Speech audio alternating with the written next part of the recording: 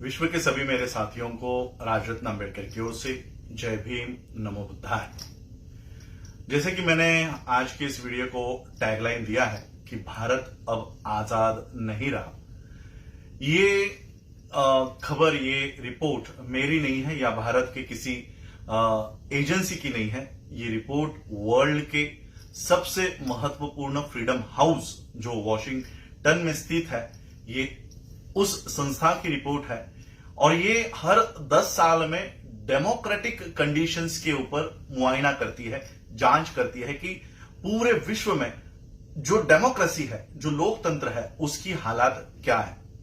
2009 के बाद 2019 तक, यानी 2009 से 2019 तक के पीरियड का ये आकलन किया गया है और 2020 की ये रिपोर्ट अब पब्लिश हुई है। फ्रीडम हाउस जो वॉशिंगटन डीसी में स्थित है, उस एजेंसी ने, उस संस्था ने यह रिपोर्ट दिया है कि भारत अब आजाद देश के सूची में नहीं रहा। भारत जो कंप्लीटली फ्री और इंडिपेंडेंट कंट्री है, इसे अब पार्टली फ्री यानी आंशिक आजाद, आधा आजाद देश की सूची में डाला है।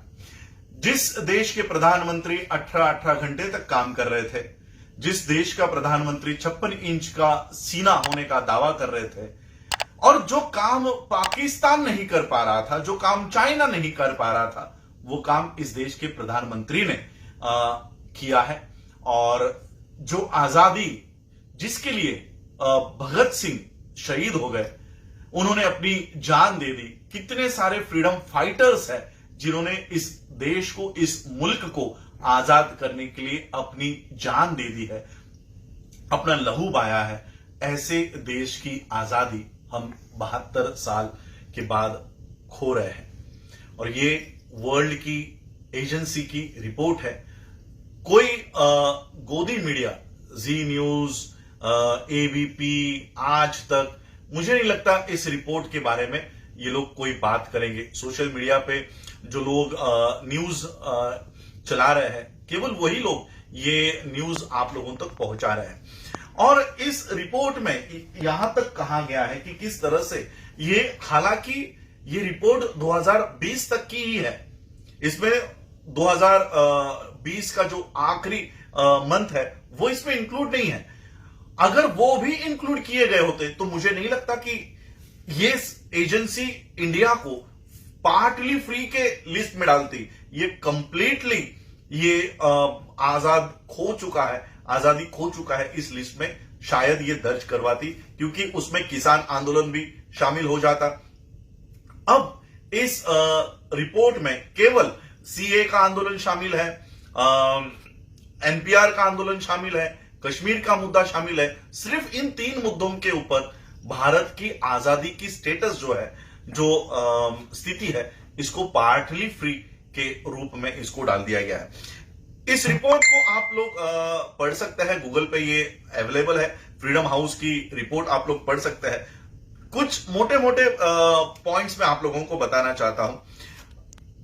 प्रधानमंत्री नरेंद्र मोदी जी के काल में, रिजाइन में, फ्रीडम ऑफ एक्सप्रेशन ये खतरे में आ गया है, इस तरह से रिपोर्ट में दर्ज है। यानी अगर हम सरकार की उनकी गलत नीतियों के ऊपर अगर हम बात रखते हैं तो उसे राष्ट्रद्रोह के मामले में, देशद्रोह के मामले में फंसाया जाता है, सेडिशन के चार्जेस उसके ऊपर लगाए जाते हैं, ये रिपोर्ट कह रही है।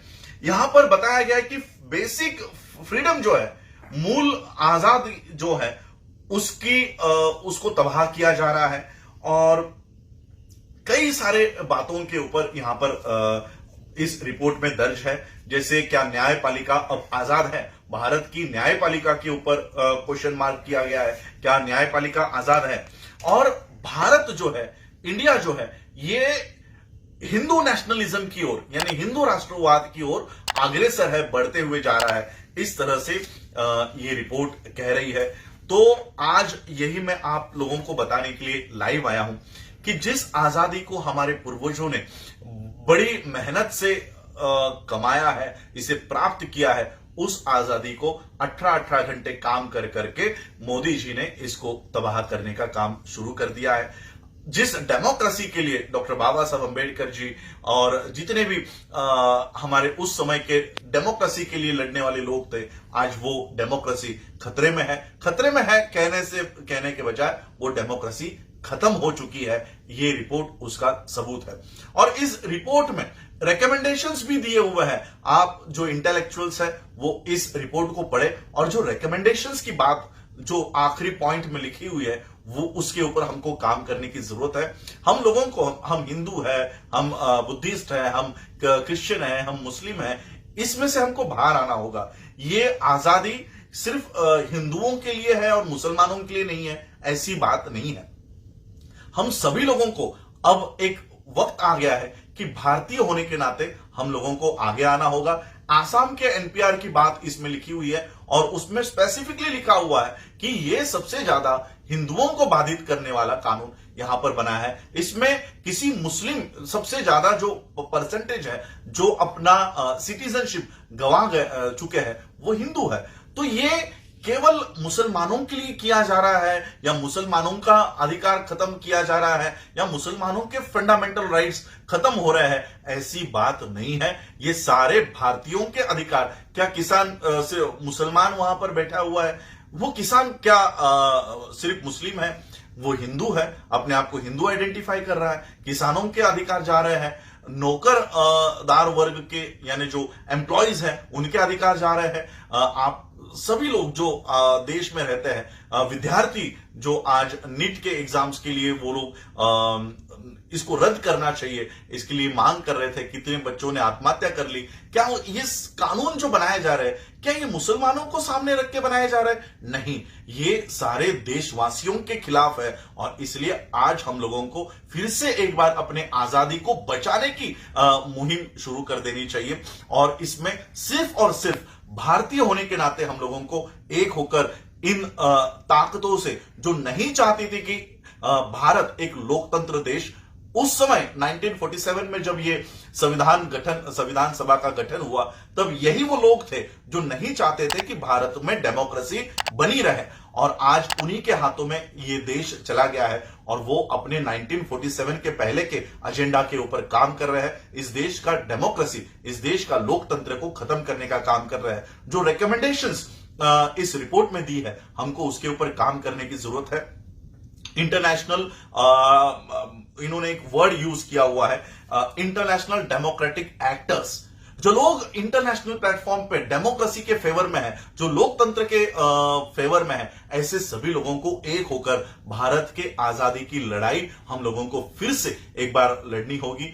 भारत का जो पायदान है, ये हम बहुत नीचे डेमोक्रेसी में आ गए हैं। तो ये सारा रिपोर्ट भारत के लिए और भारत में रहने वालों के लिए बहुत मुश्किल पैदा करने वाला है। और ये इंडिकेटर्स है कि आज भी अगर हम नहीं जागे, अगर आज भी हम लोग भारतीय होने के नाते एक दूसरे के साथ खड़े नहीं हुए, तो जो आजादी भगत सिंह से लेकर हमारे जितने भी फ्रीडम फाइटर्स रहे हैं, उन्होंने जो हम लोगों को ये आजादी दिलाई थी, ये फिर से हम गवा चुके हैं। इसको हमको बचाना है। और यही उम्मीद और यही आशा हम कर रहे हैं कि भारत के आजादी को बचाने के लिए और भारत के लोकतंत्र को मजबूत करने की लड़ाई एक दूसरे के साथ, चाहे वो किसान हो, चाहे वो एम्प्लॉयज हो, चाहे यहाँ के गवर्नमेंट एम्प्लॉयज हो या स्टूडेंट्स हो, हम लोगों को एक दूसरे के साथ खड़ा होना है। हिंदू, मुस्लिम, सिख, जैन, क्रिश्चियन, बुद्धिस्ट,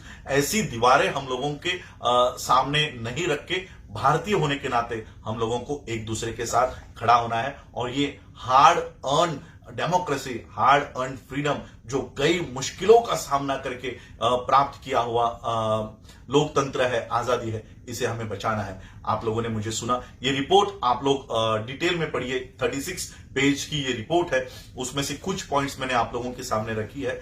पूरी रिपोर्ट, अगर ये रिपोर्ट कोई पब्लिश भी करता है तो मुझे डर है कि कहीं उसे भी राष्ट्रद्रोही, देशद्रोही ना बताया जाए, क्योंकि ये मोदी के कार्यकाल की सबसे भयानक तस्वीर वर्ल्ड ने हमारे मुंह पर फेंक कर मारी है कि भारत अब आजाद नहीं है।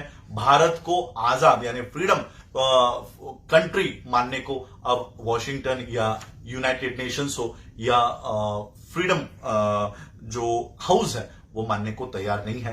तो ये कहीं ना कहीं भारत के लिए, भारतवासियों के लिए और हमारे पूर्वजों ने जो त्याग करके हमको ये आजाद देश दिलाया है, ये उसके लिए बहुत बुरी खबर हमारे लिए है। और इस देश के आजादी को बचाने के लिए और लोकतंत्र को बचाने के लिए जो हम लोग संविधान सुरक्षा आंदोलन के माध्यम से, ये आंदोलन, आज मैं दिल्ली में हूं, कल हमारी यही मीटिंग संविधान सुरक्षा आंदोलन के बारे में हुई और आज सुबह मेरे हाथ में ये रिपोर्ट आया है। तो पूरे देश भर में हम देश के आजादी को और लोकतंत्र को बचाने की मुहिम लॉकडाउन के बाद फिर से शुरू कर रहे हैं और पूरे देश भर में, देश में ही नहीं, देश के बाहर भी जो भारत के लोकतंत्र के फेवर में है, ऐसे सभी देशों से भी हम ये गुजारिश करेंगे कि आप अपने स्तर से भी भारत की आजादी और लोकतंत्र को बचाने की इस मुहिम में हमारा साथ सहयोग दे। यही कहता हूं और रुकता हूं। जय भीम, जय भारत, जय बुद्ध।